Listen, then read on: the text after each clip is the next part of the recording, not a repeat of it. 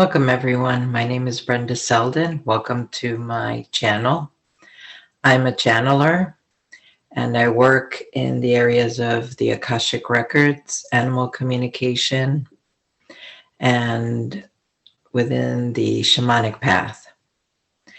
And I would like to share with you the teachings that I've received personally and the teachings that I've received from my clients, in the hopes that my sharing them with you will be of service to humanity. And so today I'd like to speak to you about the physical body and the energy body and chronic illness. And I call this episode, Let Your Body Speak. Oftentimes we speak for our bodies. We take ourselves to a doctor and we list a list of symptoms in the hopes that we will receive the medicine that will heal us and bring relief to us. And many times that is what happens. But at times our conditions become chronic conditions such as arthritis, migraines, sciatica. And the result of that is that we either use medication to palliate, to make us feel temporarily better, or we may not find a solution for it at all. And so it is at these times that I say, we need to let our body speak and tell us what the spiritual underlying roots of our conditions are, what the spiritual stories are that our energy bodies are holding within our physical bodies. So our energy bodies hold the story, hold the situation that is the underlying cause of it,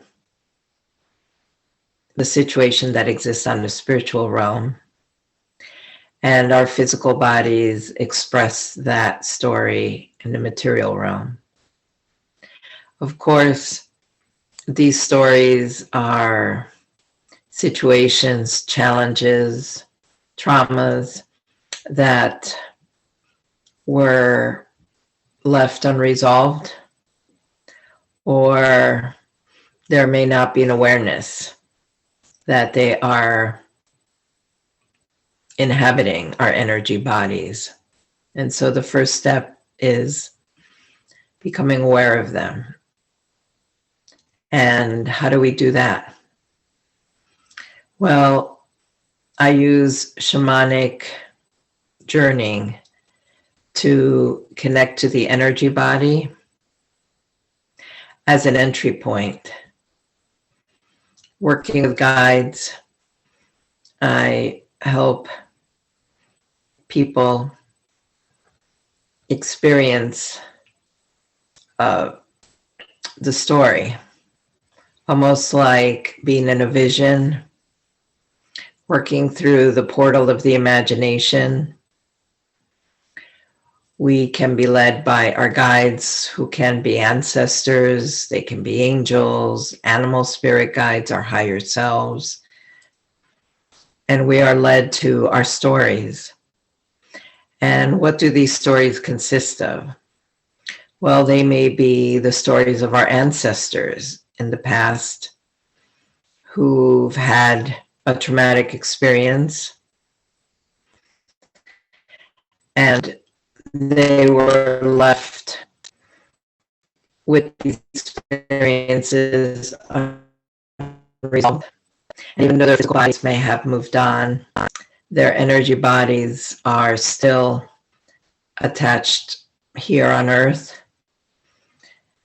And so having that attachment, because every person is connected not just to their immediate family, but also to their ancestral families, then that energy gets passed on. So imagine a bowling ball in an alleyway. It's rolling down the alleyway until it hits the pins. Something stops it.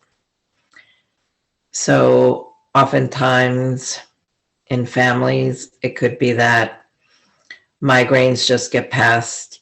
Just the women in the family have migraines, or the men have sciatica, or men and women in the family have cancer. Or even it doesn't even have to be something physical. It could even be anxieties, fears, anger issues, depression. And so by choosing to investigate, then we are not only looking to augment our own healing through this, but by doing so, we are also helping to heal ourselves, our immediate families, and our ancestors and our descendants. Because healing energy, there is no linear time, is a creation of the human material realm. In reality, there is no past, present, or future. It is all happening at once. And so we are led by a guide, and we use the part of the body that is experiencing the suffering. We place our awareness on it, and we use it as an entry point. And that part may be shown to us. Every person, their experience is very unique. And one person may experience it, may be shown as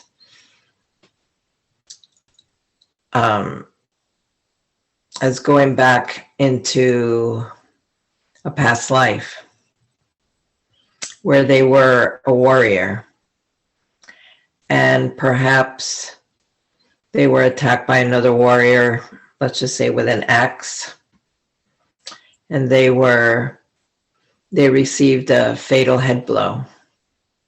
And so that fatal head blow in this lifetime has become migraine headaches. And that was my experience. I suffered migraine headaches from a young age. And at one point through wasn't in my case, wasn't shamanism, it was hypnosis, hypnotic past life regression. And I experienced myself as a warrior in the year 400 and something. And I was lying on my side, and I felt an excruciating pain the right side of my head, and I knew I was dying, and I also felt the blood running down the back of my throat. And through the many years that I had experienced severe migraines, they'd always start on the right side of my head, and it was always accompanied by postnasal drip that would go down the back of my throat. So again, as the energies continue to be passed down lifetime after lifetime, they're usually not as bad as in the original circumstances. But that trauma in that lifetime for me was unresolved. And this was the lifetime that it was shown to me. And while in my case, it did not immediately heal me at the time, it did release something, and it definitely helped speed up the healing process for me, that awareness.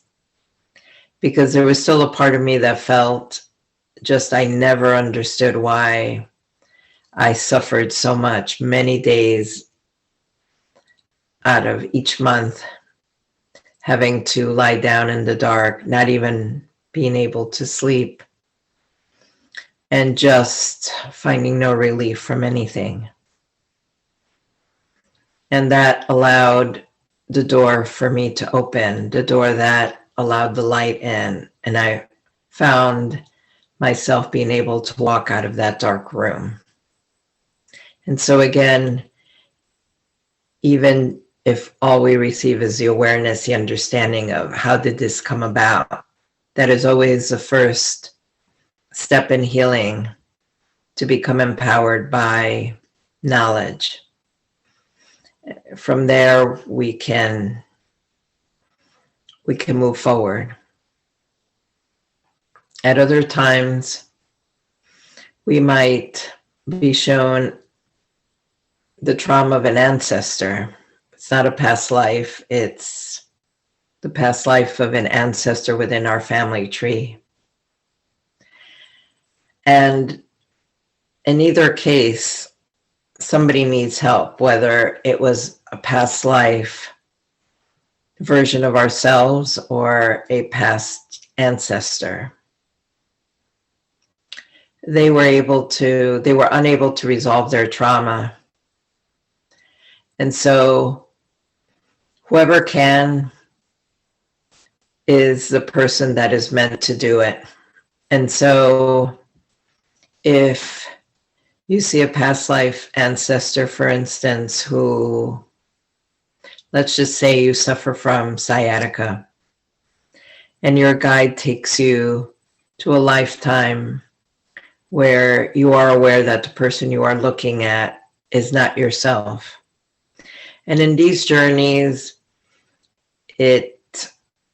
everything doesn't need to be spelled out. There is a lot of instantaneous awareness. I am in this place. This person in front of me is related to me. There's just this, it is the knowledge that is brought to you, sent to you through your guides, through the experience. And so, for instance, if your ancestor in a past life was, let's just say, a serf in medieval times, and they did backbreaking work in the fields, and there was just so much suffering, and there was a sense of not just that it was backbreaking work, but that they were mentally and emotionally felt oppressed and downtrodden and hopeless. There was no way out. And so then the back pain is not only from inactivity, it becomes emblematic of their whole life. Most likely at the end of their life, probably there was no change from beginning to end. There was this oppressive suffering. And so then in this lifetime, you may experience sciatica, but it may not be to that degree of your ancestor who was a serf. And maybe every time you experience this severe back pain, you feel your emotions that accompany it, maybe sadness, depression, or a sense of helplessness. I can't move. Where usually you're fine. You just have these emotions when your back acts up. And so again, the first step, being shown this by your guides, whether it's your higher self or another spirit guide, whoever it is, you and that guide together are seeing this in a safe manner, in a space that is safe. And whatever you are shown, whatever you are being made aware of, is what is the right thing for you to know. Not more, not less. And so maybe upon learning all this, you are still in the journey, and you take the opportunity to ask your guide or to ask or speak directly to that ancestor and asking, what can I do to help you? And maybe anything can happen. Every person receives again. Their journey is very unique. What happens in it is very unique to them.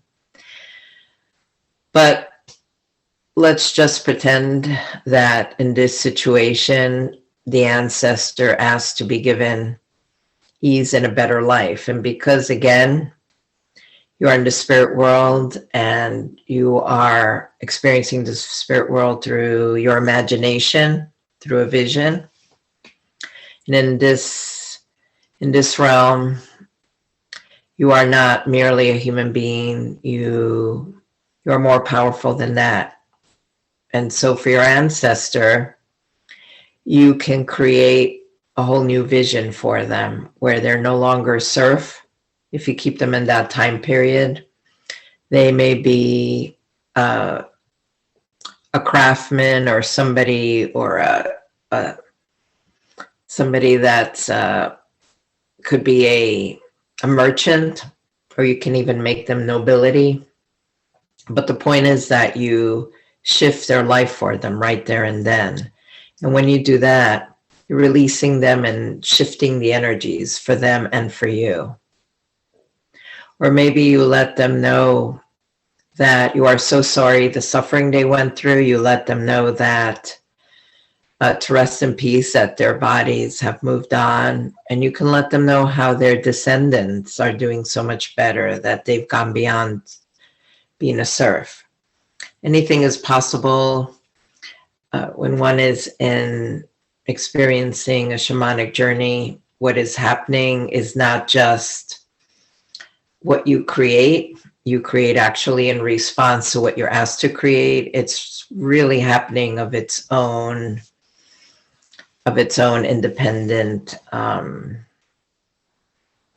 what's the right word for it? It's all happening in the spirit realm, in that reality, which is reality in general, except we're in that realm experiencing that. And so wherever you are led, what you are doing is you are releasing those stuck energies, and you are helping a past ancestor move on, and you are helping yourself move on, and you are healing the family tree. And again, healing the family tree, healing doesn't just go, okay, I'm sending healing, doing this for my ancestor and for myself and my relatives. Really, we think that or feel that. In reality, the energies, they have their own momentum and keep going. So you're really healing way beyond just your self and your ancestors and your descendants, because there is no linear time, no past, present, future. That's just a human-made creation. And sometimes we experience challenges, mental, emotional, or traumatic, physical, or a combination of, in this lifetime. And our bodies hold on to them until we're ready to face them. And facing them through a journey with our guides can be very helpful, because, again, we're doing it as observers, seeing ourselves in the experience. We're protected, and we can ask to experience it at the level that we can handle it. And sometimes it may feel like it's a little more than we can handle it, but in reality, our guides know. And if we trust them, we can move forward through a difficult past situation. And we can receive insight and guidance as to how to heal that and how to heal ourselves, what ceremony to do, what practice to do, what meditation to do, what healing to do. And so, again, I recommend working through the energy body to heal the physical body, letting our story speak to us, finding that which was first unknown to us. something from a past life, something from the past on our ancestral tree, or working with something that is known to us but is too difficult to face alone. When we are with spirit, we are never alone, and we are supported and loved. And this practice, this method can help us heal and can help us channel into healing energies for our families, for our friends, for the world. Thank you very much for joining me. And if this message you found it helpful, please feel free to subscribe to my channel and click the bell below.